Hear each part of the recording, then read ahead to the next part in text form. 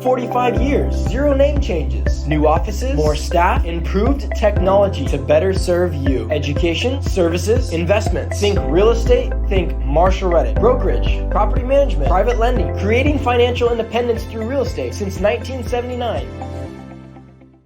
All right, everybody, welcome to our Q2 mortgage fund update. Super excited to be here tonight. I want to thank everyone for their time. The mortgage fund had a fantastic quarter. The fund is continuing to perform as expected. We're super excited to go over all those details with you this evening. And again, we just want to thank you for your time and taking time out of your busy schedules to go over our mortgage fund. My name is AJ Bialik. I'm a fund consultant here at Marshall Reddick Real Estate. I'm actually super excited tonight. This is one of my favorite webinars that we do, and that's because I actually hold a position in our Marshall Reddick Mortgage Fund. The only way you can be a fund consultant at Marshall Reddick is to have a position in the fund. But I'm also a California realtor. I've been licensed for 7 years now, and I'm also a real estate advisor here at Marshall Reddick. So whether you want to invest in our Marshall Reddick Mortgage Fund, buy or invest in properties locally in California or out of state, I could help you with any of those. I work out of our Newport Beach office. I went to college at Concordia University and just living in Orange County, enjoying the great lifestyle here. So what's our agenda tonight? We're going to go over some basics of the fund. For those of you that are new, we're going to go over the net income and the waterfall, which I love to see. You really get to see all the numbers and how that's being divvied out. We're going to go over what's next for the fund, what we're thinking is going to look in Q3, Q4, and even 2025. And it's going to be an awesome night. We're going to change things up this evening. We're actually going to have some questions up front tonight. Normally we do questions at the end. So if you have any questions tonight during the presentation, just like you typed in that you could hear us, you can type in any questions and we'll do our best to answer those questions as we go along this evening. Thanks, AJ. Yeah, that's awesome. Hey, everybody. Patrick Prunty, thanks for joining us. And AJ, thanks for being here. AJ is a wealth of information, folks. So as he mentioned, outside of what we're doing here on the mortgage fund or revolving the mortgage fund, right? He has a position, as he's mentioned, it's a requirement.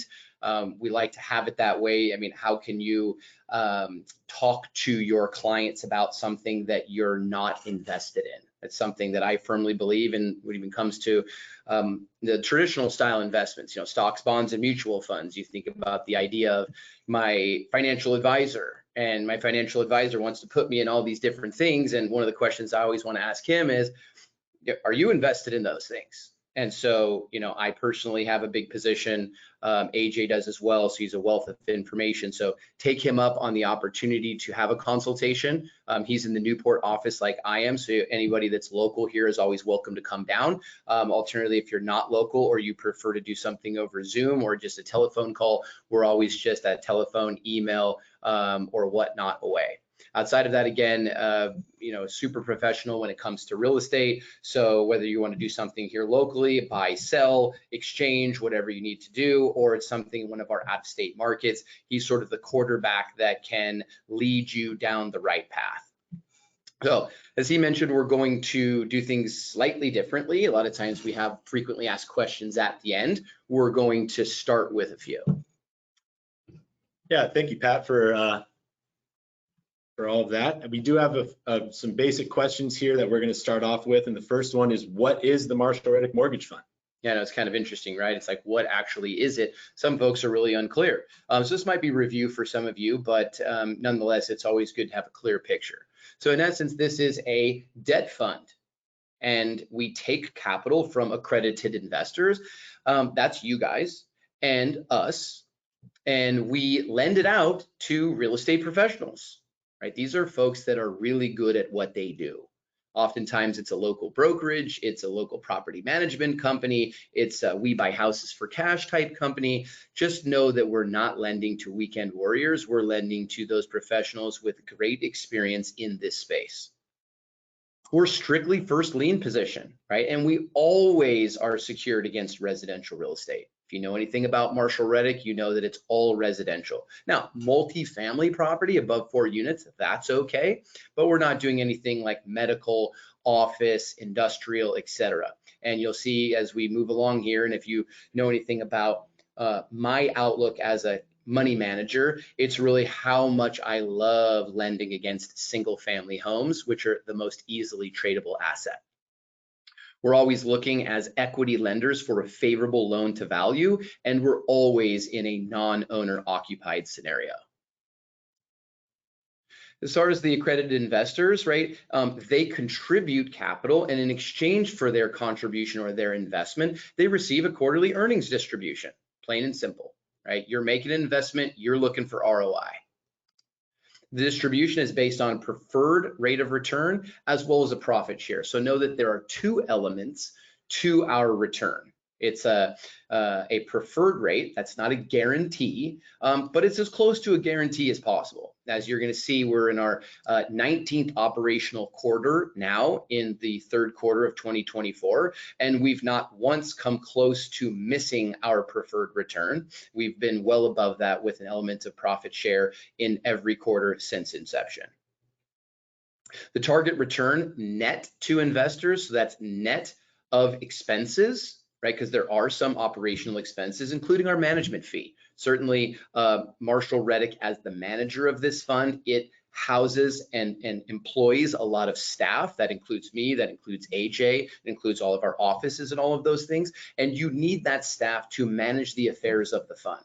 So there is a management fee. That's our largest expense. But the return that our target is, which is 8%, is net of all of those costs. It's not like we're targeting 8 and that's before expenses.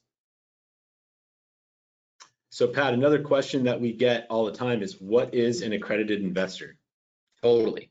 I didn't know what this was for the longest time either. And it's interesting enough that this is a very, very old school term. It's a government term. It actually comes from the SEC, or the Securities and Exchange Commission, back from the Great Depression. And the bottom line here is that for our designation as a small private fund, which is Regulation D 506C, we can only accept investments from accredited investors. That's the SEC guidelines. We've got to register with the SEC every single year. And so that is something that we really have to stick to. There's no wiggle room. But you don't necessarily become an accredited investor. You certainly, I guess, could over time, but it's not like you take a class and now you're qualified. It's based on income or net worth. So if you're a high income earner, right, we're looking for 200,000 as an individual. If you're investing in junction with a spouse, that number is 300,000. That's an annual income number, and that's gross annual income from all sources, not just your employment. You can include your investment income, rental income, all these different types of things. And if you're not able to qualify in the income category, your alternative is net worth. And so in a net worth calculation, we're literally talking about you need net worth greater than 1 million. Now, let me caution you, that doesn't just mean you need assets greater than 1 million. A net worth calculation is going to be all of your assets minus all of your liabilities gets down to net worth. And unfortunately, any equity or any debt or any liability against your primary home is off the table. But when it comes to other assets and other liabilities, you got to think about everything else. So cash and bank accounts, IRAs, 401ks, vehicles, boats, brokerage accounts, like you name it, all of those things except for your primary residence.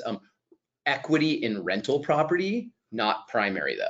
And then of course your debts would be credit card debt, medical debt, student loan debt, mortgages against those rental properties that you're using as assets and so on. So really simple calculation in terms of getting to 1 million net worth or not. And again, this is a hard stop. So know that if you'd like to invest in the mortgage fund, you must qualify as an accredited investor. And then who actually borrows money from us, and what does that process look like? Totally. Great question. And I spoke about this just a second ago. We'll dive a little deeper here. A lot of our loans are short-term in nature, right? We talked about the fact that we're making non-owner occupied loans. So it's like your neighbor who lives in his home, like we're not lending to them. We're hard money, we're private money, we're equity-based lenders. So the reason that people are borrowing money from us most oftentimes is speed. They need to close the transaction extremely quickly. Sometimes that's 5 days, sometimes that's 10 days. And we all know that, you know, if you go through a bank, right, you're looking at what, 30, 45, 60 days, right?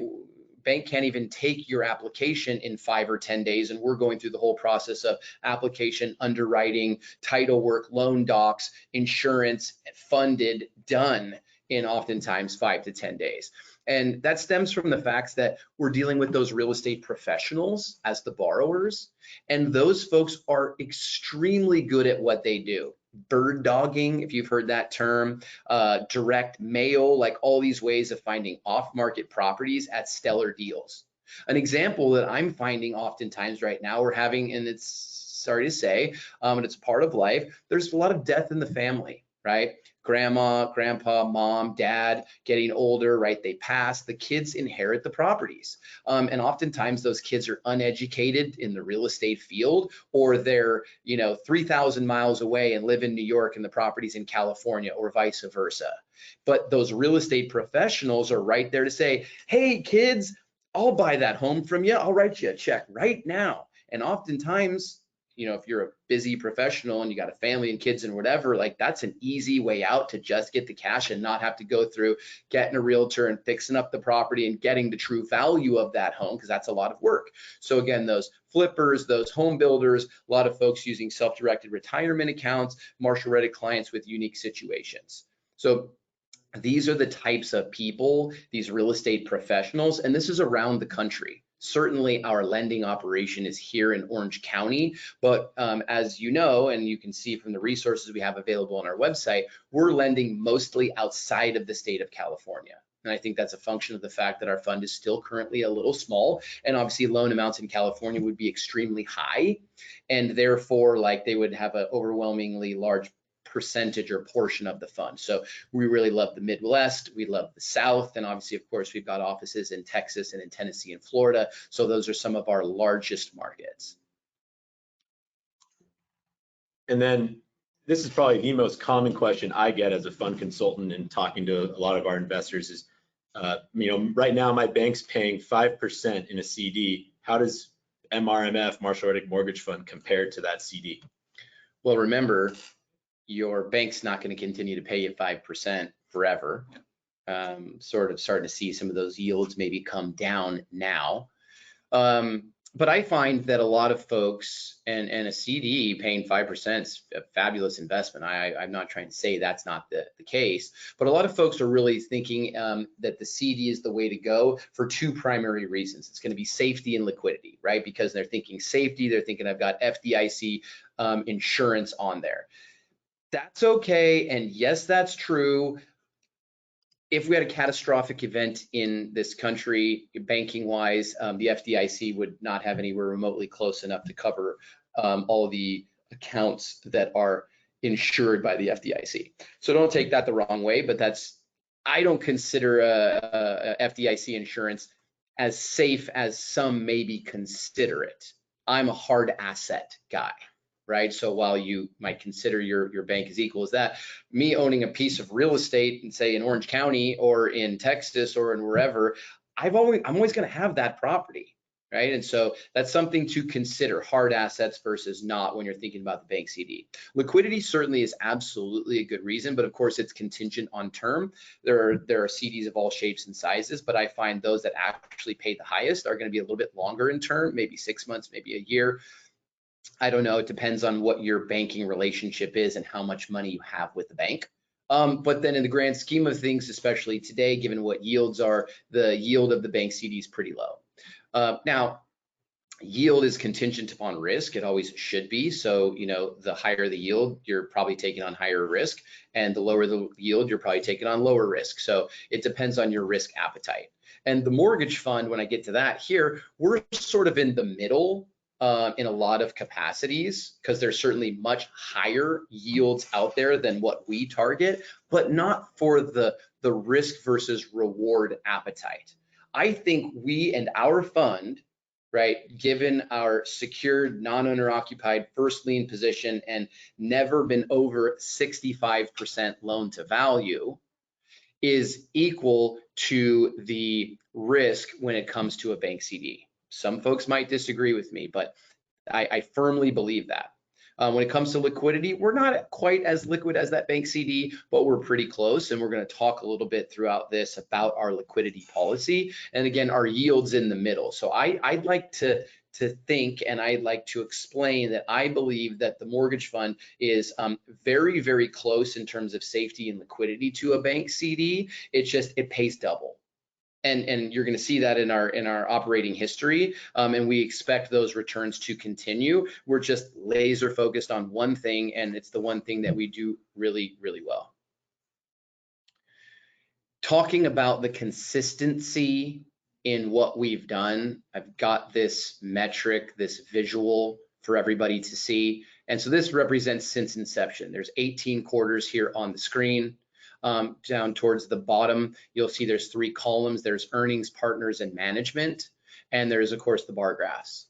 So the first line, the earnings, that represents the entire bar graph. So you can tell, like, that's what our total gross earnings are before profit split. Because obviously we've got to first pay your preferred return, and then we've got to pay the profit split.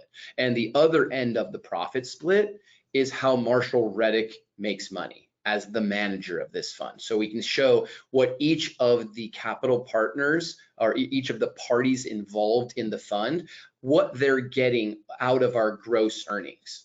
And I just, again, we set this up. A lot of due diligence went into this, a lot of calculation, and I'm so pleased to see that it really come out right on those targeted returns. Again, remember, our target return net to investor after profit split is that 2% per quarter, which is 8% per annum. So I'm going to focus you guys in on that here. So it's just a really, really tight range, just speaks to the consistency, the low volatility amidst all the things that are going on in the economy. Obviously, this was launched in the face of COVID. We've gone through a major, upswing in the real estate market thereafter, and we've gone through definitely some harder economic times with the higher interest rate market. But we've weathered through all of that, and that is simply a function of the fact that first lien against hard assets speaks volume to safety and yield.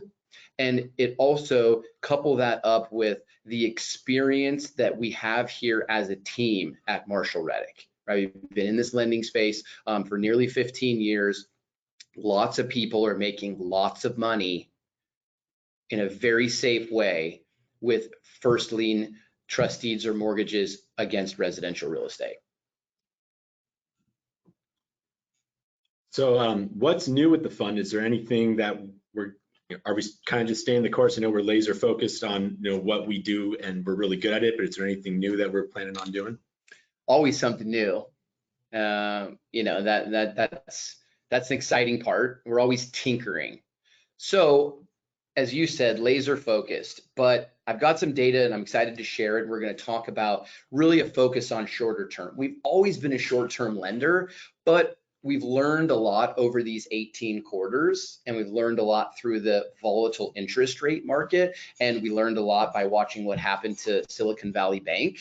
And so, the bottom line is that we have to stay hyper-focused on short-term loans. And so what I mean by that is 12 months or less. 18-month term, not a big deal, but we start getting into 36 months or 60 months, or God forbid, a 360 month, that'd be a 30-year fixed loan. There's just too much interest rate risk there. It doesn't allow us to adjust those rates. And also with shorter terms, it allows us to more frequently charge origination points or extension points, which for our fund today, it earns not only the interest paid by the borrowers, but also the loan fees paid by the borrowers upfront at origination. Okay, so the origination points and the extension points are a big driving factor in our yield. And if we stay more focused on shorter term loans, that gives us more opportunities again to reprice the interest rate, but also to charge more fees. From a fee standpoint, we'd love to charge as much as possible, but we always try to stay as absolutely competitive as possible, given the fact that there's a lot of capital out there competing for this type of this investment, this type of debt, right? And so we want to attract the best of the best borrowers. And so we have to offer really good loan fees and interest rates, but we found that we can sort of combat that by having more frequent opportunities to make those charges. Also, the bottom line here when it comes to the shorter term loans is it provides us with fabulous liquidity, which was Silicon Valley Bank's problem, right? They locked up billions of dollars in treasury, and those were yielding 2%, which at the time they were making hand over foot. But a matter of a couple of days, that treasury rate shot up with the Fed doing what they're doing. And then when they got called for the capital and they needed liquidity, they had no choice but to sell the debt, the treasuries, in a higher yield market, and they obviously had to sell at a discount to get the liquidity, and of course the discount translates into losses overnight. So we obviously will not have that happen, and we're able to avoid that because of our focus on shorter term loans. So with nearly 250 loans in our portfolio now, and that number rising as we take on more capital and as we slowly organically grow the fund, we're receiving loan payoffs like literally daily. And so I'm playing this gnarly chess game every single day, and it's about like incoming dollars and what do I do with those? Well, of course, I'm immediately redeploying into a pipeline of new, good, fully underwritten, fully approved, negotiated loans that are coming through the Marshall Reddick pipeline. But I'm also using that capital to redeem folks like yourself who eventually might want to liquidate out of the investment. That's totally normal, and you need to be able to get out. I also have construction draws. We make a lot of construction loans, and those are where we need to divvy out part of the loan amount as time moves on. So this liquidity policy that's focused around the shorter term loans has really worked out fantastically for us. And again, not by chance, but by design. This will speak a little bit to the hyper focus on the shorter term loans. So the vertical axis here, you see 40, 35, and all the way down to 10. That is in months. So that is loan term in months. So you can see how much we've learned, right? And you can see our focus starting as recently here as Q1 of 2021, and what that has looked like. So this is a weighted average loan term. So obviously you couldn't just do loan terms without the weight, because larger loan amounts carry more weight in terms of if you did $1 million loan on a 30-year fixed versus $1 million loan on a 12-month term. So there's a variation there. So we work out the kinks using a weighted average. And so again, just really focuses on the fact that these new originations that we're pushing out with payoffs and with new investor capital coming in, you can clearly see our focus, and we're really in some cases under a 12-month loan term on average. We have a lot of 6-month loan terms that we're utilizing today. So some of that data that I really enjoy bringing to the table and adding value to a part of some of these investor calls that we do. In terms of what else is new, demand and yield are up. Higher rates are here to stay. I don't know what anybody else thinks, but the days of 2% and 3% gone. I don't think we're ever going to see that again. I could be wrong about that. I've been wrong about a lot of other things, but the demand and yield are up, and the reason for demand and yield being up is that a lot of local banks around the country that used to do a lot of this type of alternative lending that we're doing remain extremely capital constrained. Right? A lot of them have got commercial debt on their books that's going through loan modifications and having maturities, and they've got low cap rates, and they've got all these problems, and they can't, the borrower physically can't pay off the loan. Normally the borrower would be able to sell the property, but if the property, again, I'm talking in commercial sense, is under what they bought it for, well, the bank doesn't have a lot of choice. They can either take the asset and write down a big loss on their books, or right, they can modify and just keep cash flow coming. So because those banks are capital constrained, there's this liquidity void in the market. So a lot of those really good capital partners that are out there, those real estate professionals that we're maybe using us on some deals, but we're using their bank a lot of times, which have a lower cost of capital. Right now, they have no choice but to come to us because they're still doing good business, right? I don't know about you, but every time I see a flip come on the market in my neighborhood, it's still in multiple offer situation. So anyways, this is driving demand, right? So we have good demand for private capital. We're all adjusting to these higher rates, which again, I think they're here to stay. And the higher rates are good for us on the fund side because generally, and I say generally, we can charge more, but it's dependent on the supply of capital. Some of the big boys in this country, right, the large hedge funds and these Wall Street money, they're just like they were pouring money into single family homes over the past decade. A lot of them are pouring a lot of money into private debt. And so we've got to compete with those folks. And so we're kind of in this middle ground. We're much bigger than a mom and pop type hard money lender, your local guy, but we're certainly not the hedge fund, right, that's got trillions of dollars of capital that has no choice but to deploy immediately for anybody that will take any loan. So we're kind of playing that middle ground, and we generally charge just a hair less on origination and a hair less on the interest rate to get the best of the best borrowers. And so we're capitalizing on this environment, and it clearly shows in the upswing in the data in terms of our yield over the past several quarters.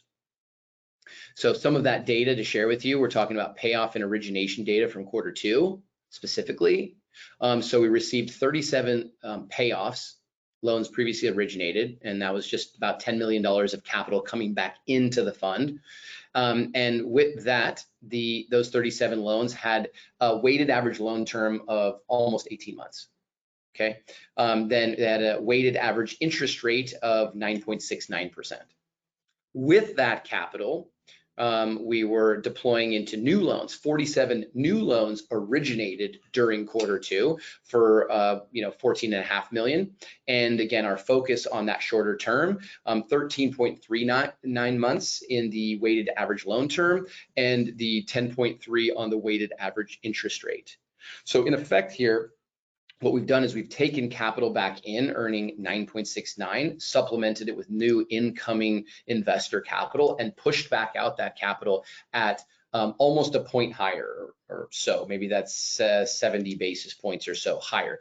Nonetheless, it's significantly higher in terms of what we're now pushing the dollars back out. And that is what I'm talking about increasing yield for our fund and its capital partners amidst this volatile interest rate market. Something else super cool that's very, very new is that we have introduced preferred profit splits. And this is nothing more than us showing appreciation and value to our higher dollar capital investors. And it's not that we don't like the lower dollar capital investors, we do. Right? And we're striving and working hard every single day to bring you the highest, best, safest yield possible. But these preferred profit splits, the tiers are as follows, right? So if you've got a capital account that's under 500,000, no change in your structure. Okay, so you still have your 1.5% preferred return, and you're still getting 50% of the profit. That's how it's been since inception, and obviously that's never going to go down. Based on the returns from Q2, that's annualizing out at an 8.27% annualized return, not considering if you're a reinvestor. If you're a reinvestor, you're further compounding and you're driving that yield. For those that have capital accounts at 500,000 or better, we've increased your profit split by 10%. So now instead of you getting 50%, you're getting 6%, driving your yield up, another almost half point or 50 basis points. Capital accounts at 3 million. I know that's a big number, but there's a lot of folks with a lot of money. And for those folks that are willing to come in with us and build their exposure to their fund up to that $3 million above level, we are going to give you 20% increase, and your profit split is now 70%. Now, let me be clear as I'm talking through this, these increased profit splits do not hurt the lower parties. There's no effect there, because what happens is it's the opposite end of that profit split is what Marshall Reddick earns. That's how we make money. So instead, like let's say for that middle ground, that 500,000 or up to 3 million, now we're taking 40% profit split instead of previously 50, and we're giving an extra 10% to those capital partners, again with that 500,000 or above. And so the same logic that I explained there is the same for those with $3 million capital accounts or above. So these annualized returns, again, that I'm showing here are based on the earnings from our recent quarter we just finished in quarter 2. All right, so now we're going to go over just some fun basics here. I'm going to hop on and just go over this next slide about all the basics of the fund and give Pat a little break here. So the mortgage fund basics, it's a great fund to get into, especially if you're just looking for a good savings account and you're trying to, maybe it's your first investment and you just have $25,000. That's all you need to start. You can put more if you'd like, but all you need is $25,000 to start. You obviously need to be an accredited investor. And then there's a 12-month minimum hold time, which Pat got into when he was discussing the liquidity. And then your earnings are distributed quarterly. Now you could take those earnings and use them for yourself, or you can have them roll into the fund every single quarter and gain that compound interest. The best part that I personally love is that you can contribute more as desired. So, for myself, being 1099, getting paid, inconsistently at some points in time, I might get a very large paycheck. I may not need all of it. I want to put some into the mortgage fund. So I can do that. I don't have to have 25,000 every time I want to do that.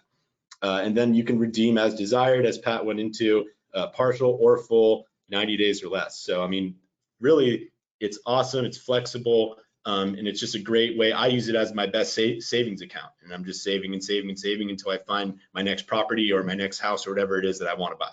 Yeah, the question I get here oftentimes too is about additional investments. Note that each fresh capital contribution has its own 12-month minimum hold. What is exempt from that is your automatic earnings reinvestments. Those do not have the 12-month minimum hold. And as I also want to point out here is the fact that a lot of folks think that by not taking the cash that maybe they're avoiding or deferring taxes. Unfortunately, that's not the case unless you choose to invest with a tax deferred or tax free entity, which would be a self-directed retirement account.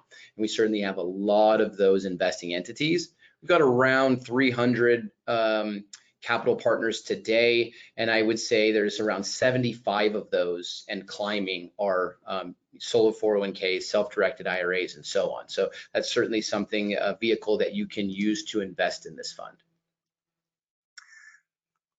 Wanted to point this out. I have a lot of folks that put in the minimum or put in whatever their opening capital account was. Our average capital account's around $200,000. So but there's folks that, they want to dip their toe. They want to kind of get comfortable with what's going on. This might be a new concept to them. And they're like, I know you got this 18 months operating history, and I know you've been in business for 15 years, but, let me open up with 50 grand, or let me open up with 100 grand. And then can I do like a drip campaign, right? Can I just like drip funds into the fund automatically? Absolutely. We have a lot of folks that are doing this, and it's like a forced savings plan.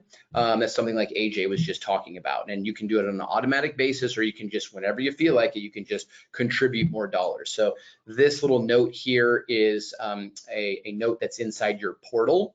We have an online portal that manages all of, the capital in, the capital out, where you get to get statements and download tax forms. So this note is there. And if you have any interest as an existing capital or a potentially future capital partner to do something on a drip, you're certainly welcome to do it of any shape and any size at your preference. Continuing on with the basics, we're a California partnership. So there is a K-1 that is generated. That's the tax form. A K-1 is like a 1099. It's just a different type of tax form. So you definitely want to speak with your tax professional. If you don't have one, we can certainly introduce you to one. That at the end of the day, like, there are not tax write-offs here, right? We are not a real estate syndication. We own no real estate. We own debt. And so this is a pure cash flow play. This is an income fund, right? This is not a growth fund. A lot of people might use it as that and compound and roll, and I'm certainly growing my position. AJ's certainly growing his position, but you have to look at this as a straight like income fund, right? And so again, there's no tax write-up, there's no depreciation because we own no real estate.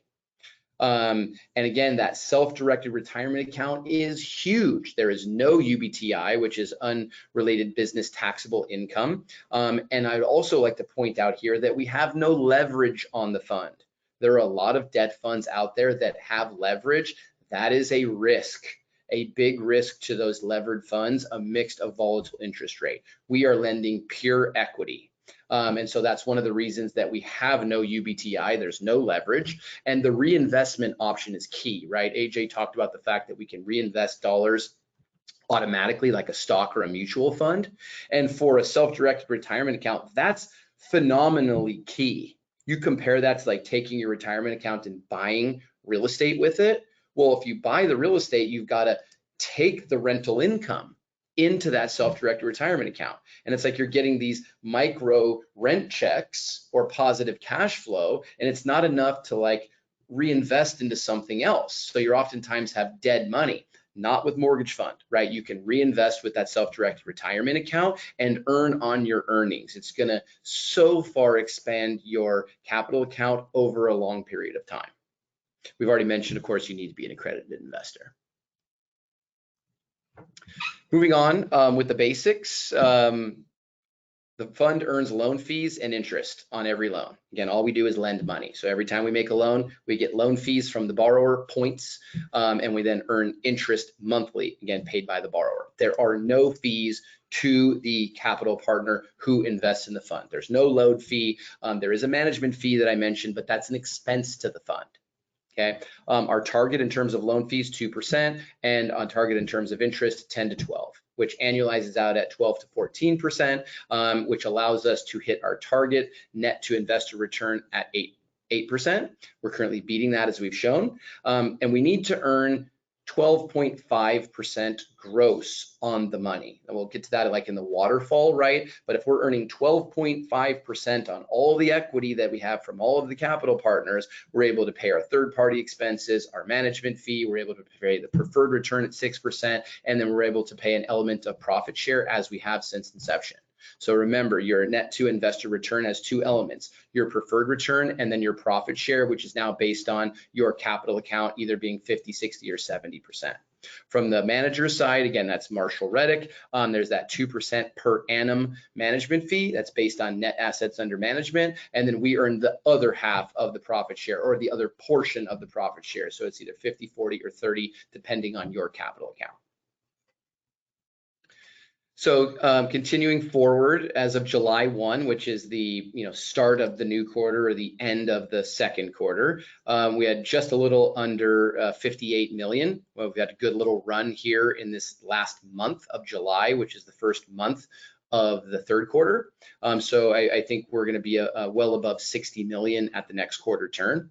The returns since inception, 1 year and 3 year. And again, this is based on you being a capital partner under 500,000, and so only getting a 50-50 profit split.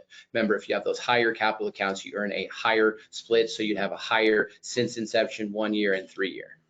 And as I mentioned, we have 18 operational quarters. That includes quarter 2 that we just finished. So we are in our 19th operational quarter now, and we've not once missed a beat. Very consistent as planned. This will just go to show it, right? We talked about the capital and our organic capital raise. We're not going to broker dealers. We're not going to hedge funds, right? We're not going to those people, and we're not taking on more money than we can comfortably manage, that we can comfortably put to work safely. And so just again, since inception over 18 quarters, this is what our capital looks like. And this includes redemptions. So we've certainly raised significantly more than the nearly 60 million. Right, but we've also given back, I don't know, $10–15 million in investor capital, because eventually as a capital partner, you want to get your money back. And we have the liquidity and the ability to do that. In terms of our earnings, again, my goal would have had this to simply be just a flat line. Obviously, every quarter is a little unique. There's not a guarantee, but this is about as close as a guarantee as it gets in my book, right? Again, our target net to investor is 2% per quarter, which is a 8% per annum. And you can see what we've done. This is like a supplement of the prior graph that I showed. This just only shows the partner return after the profit split. And as I mentioned, we're on an upward trajectory with that laser focus on shorter term loans and with a little bit higher interest rates and fees.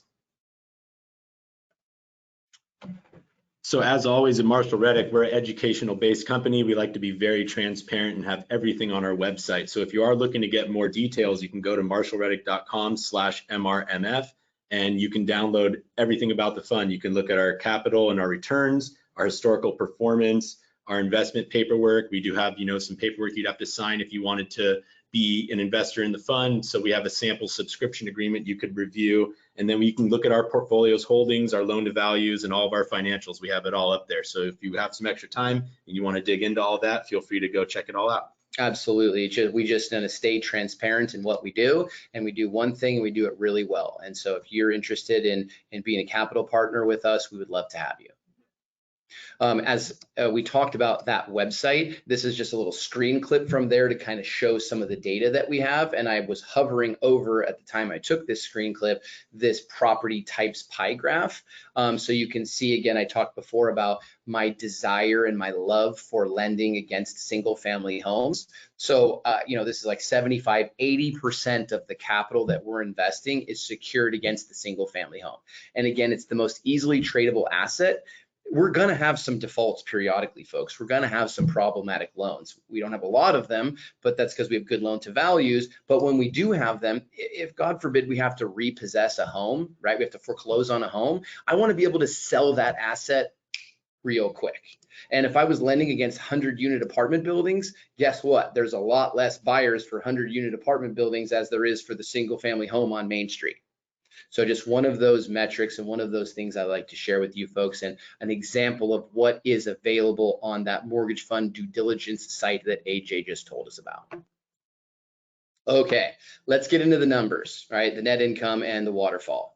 So definition, waterfall, how investment returns are allocated among participants in a pooled investment. And we are a pooled investment. So know that we are distributing 100% of our total net income each quarter.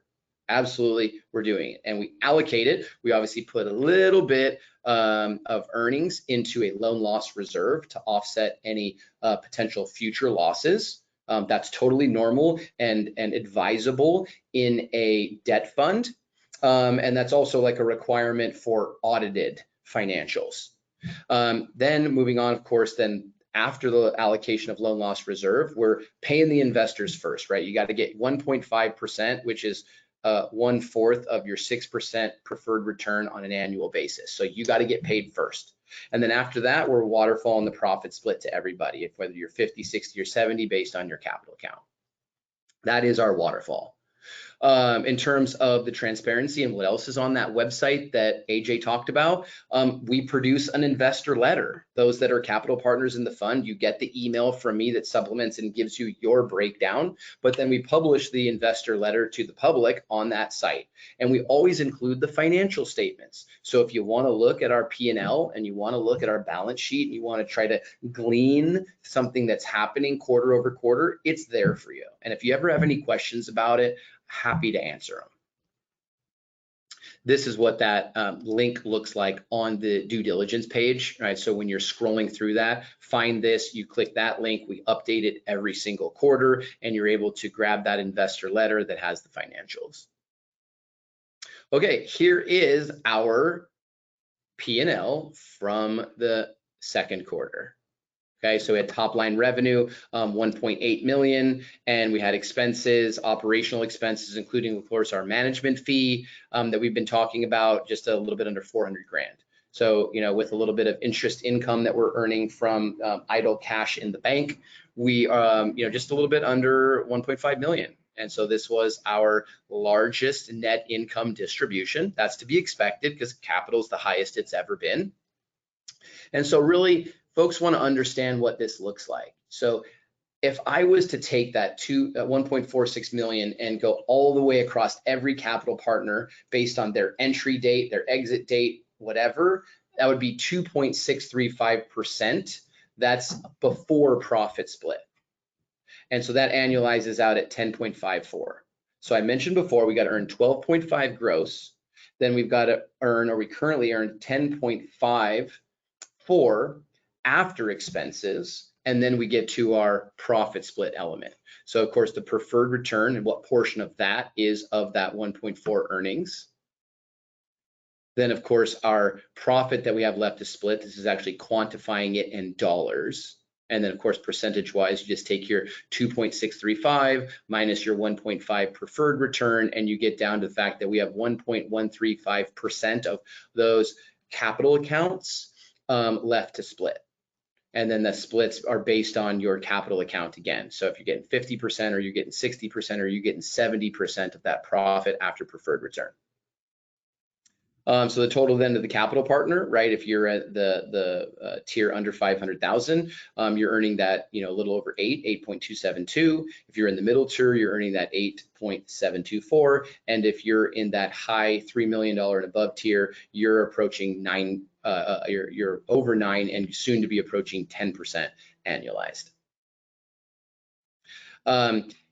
We're obviously moving through the PowerPoint quickly. If anybody would like a copy of the PowerPoint, it will be available as part of an email that you're going to get directing you to our website where you can watch this recording, or whether you're able to download and actually have the slide deck. So if you had a $500,000 capital account, kind of furthering that math that we just went through in that waterfall, quarterly, you would have earned a preferred return of 7,500. That's just simply 1.5% times 500,000. And then your 60% profit split is 3,405. So your total quarterly return just a hair under 11,000. And then obviously that breaks out to a 2.181 quarterly return. Annualize that all up. The math's really simple to do so, and that's putting us at that 8.724% return that I just showed. Now, obviously, every quarter is a little bit differently, so I'm projecting annually based on the earnings in Q2. I'm going to move through some portfolio metrics in the rundown.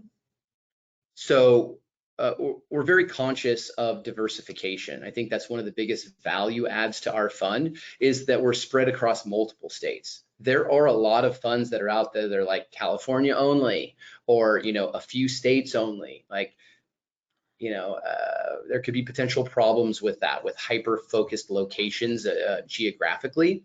So we've got our highest 3 states, Florida, Texas, and Indiana. We are conscious of, and we've seen Florida have a little bit of a dip, if you will. And so we don't necessarily have a moratorium on lending in Florida right now, but we are very cautious about making new loans in Florida. We're kind of just letting the kinks work out.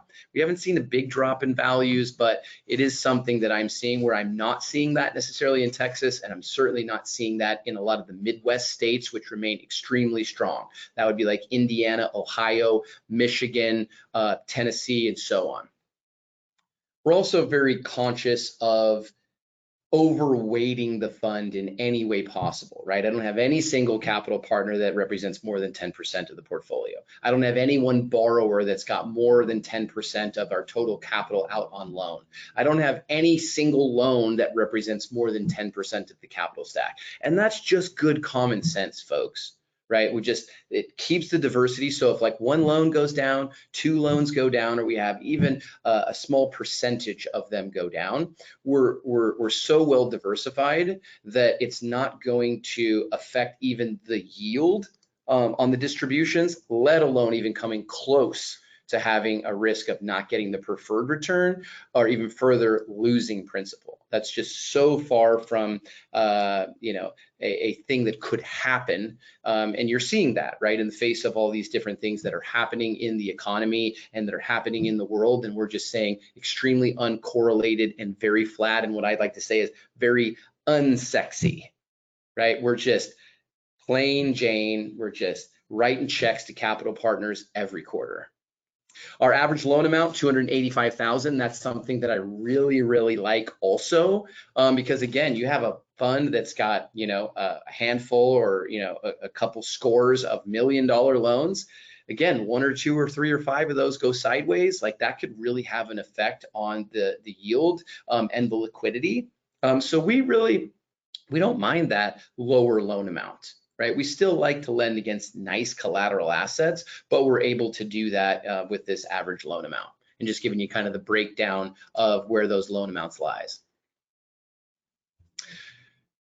At quarter end, quarter start, however you want to look at it, to almost 300 capital partners. We're over that now. And as I always love to share, we have 35 of those being staff. I'm one of those, AJ's one of those, and it's just like our staff firmly believes in what we're doing. And this is not only our lending staff, we don't even have 35 total on the lending team. We've got significantly less than that, but this is our brokerage department. This is our property management department. This is folks in Texas and Tennessee and Florida. And then we also represent in terms of capital, about 10% of the fund. And I really love to be able to explain that to folks that are in the fund and that are new capital partners. The portfolio continues to rise. We're, you know, up 245, you know, sometimes depending on the day and what's being funded, 250, and we're going to continue to grow that. One day we're going to have 1,000 mortgages in this portfolio. The larger the number of mortgages, the further diversity we'll have. And I'm going to point out that 80% single family homes just one more time. When it comes to safety and it comes to lending money, it's all about loan to value. We've never once been over 65% loan to value in any quarter. That is by design, right? And that means that at the end of the day, we've got 35% borrower equity at stake. So even in a declining market, which a lot of folks think we are in a declining market, and I can't really argue that. It might not be declining in coastal Orange County, right? But it probably is declining a little bit in Miami or in, you know, Dallas or who knows. And it's not a big decline, right? Values are holding really strong, and I don't expect a big decline, but I'm just pointing out there would have to be a massive implosion of real estate values for our fund to be at risk, right? We've got 35% borrower equity at stake. The borrower is the one who will be in the hot seat and who is at risk of losing money. The debt seldomly loses money. And so kind of quantify that 65% loan to value using our average loan amount, which again is $285,000. That's like having a loan of $285 secured against a collateral asset. Again, a lot of them single family homes that's worth or valued at almost $450,000. So that's a fantastic place to be from a risk perspective. Okay, we raised a little over $3.5 million in capital during the quarter. We had our lightest redemption month. People are really sticking in the fund, right? And a lot of the fundraising, the 3.65 is new capital, but you can see then below in terms of our 1.45 earnings, that's what showed on the P&L, that's what we distributed. About half of that's staying in the fund, it's just being reinvested. Right, that's from those folks like AJ and myself and a lot of capital partners who are compounding their earnings. But hey, if that's not for you and you want to take the capital, go ahead. We're happy to give it to you at every quarter turn, and you can go on a family vacation, right? Or you can buy a new car, or you can send your kid to college, whatever it is that you want to do with that capital.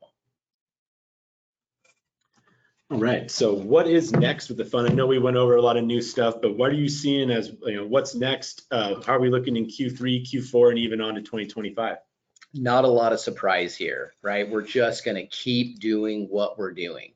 And that boils down to the fact that we're going to focus on those shorter loan terms, and we're going to focus on higher interest rates. We're going to continue to try and apply higher fees, but we cannot compromise in terms of borrower quality and professionalism. And again, we're just going to be focused on safety. So I need low loan to value. I need quality collateral assets. I need qualified borrowers. Okay, these are the things that are out there. And that demand, again, it's there due to the liquidity left by these constrained banks. And Marshall Reddick is such a small capital partner in the grand scheme of things that there's just at this point, an unlimited amount of good deals out there for us to fund. We can be picky and choosy on those that we want to fund, and we don't have to be forced to invest money on a deal that we might not otherwise be inclined to do. So I expect us to continue to issue profits and consistent distributions. So if you like what we're doing and you like a 2% coupon every quarter, like this is the investment from you. It's 100% passive. You don't have to think about it. All you have to do is collect your check. If you want to look at your statement, if you want to look at the financials, feel free to do so. And as I mentioned, if you ever want to come down to Newport and hang out with AJ and I, please do. So how do we get started here? It's really simple. There's 5 basic steps.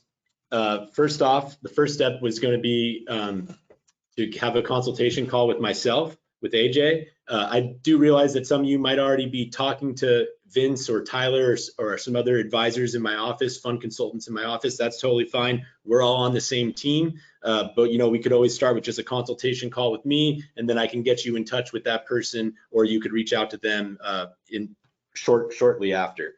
I know we went over this before, but we need to get accredited income and net worth either from your CPA or your financial advisor or from yourself to show that you are an accredited investor. After that, you'll request access to your investment portal. We'll show you how to use it, get you all signed up there. Once we know how to use the investment portal, then we'll download all of your subscription agreements and have you sign all the quick DocuSigns to get going. And after that, you deposit your investment and the fun begins. Absolutely, that is definitely the case. The fun begins. When it comes to accreditation, just touch on that briefly. There are a number of ways to do that. Certainly you can show us your income or your net worth, that's fine. But a lot of folks, like, they might have a lot of money or they might not want to share that information. That's totally fine. You can get a letter from third parties, your CPA, your financial advisor, or your attorney. All of those people that are licensed professionals, they can sign a letter that says, hey, John Doe, he's an accredited investor, and they'll know exactly what that is. Any of those 3 professionals will be familiar with the term accredited investor, and that works for both income or net worth. If you don't have one of those parties, I find a lot of people do their own income taxes and they're really hands-on and things like that. No worries. There are third-party businesses out there. I use verifyinvestor.com, and you can upload your income or asset and liability information and get an attorney letter totally anonymous without anybody except a random attorney in some office somewhere in some state that looks at that. And again, it's totally anonymous and it's totally online. Very easy process. Don't be afraid of the accreditation. It's totally normal, and it's something that small funds like ours, certainly those that are Reg D 506Cs, absolutely have to abide by that. It's simply SEC guidelines. All right, that was awesome. Love you guys. Thanks for being on the call as always. And AJ, it's always a pleasure to be here with you, and appreciate your investment and all of the hard effort that you put into what you do. Well, thank you, Pat. We appreciate your time, and it's always great to hear from you because you're a wealth of knowledge and created this fund from the start. So I appreciate your time. All right, everybody. Hope you have a good evening. And if you're watching on the recording, I'm happy to have you take a look at it and give us a call, right? I'm available, AJ's available. We'd love to speak to you, whether you're a current capital partner, a potential capital partner, all the same, right? Everyone's important, and we want to get you educated and want to get you invested and get you on your way to your financial independence, as is Marshall Reddick's mantra. So thanks again.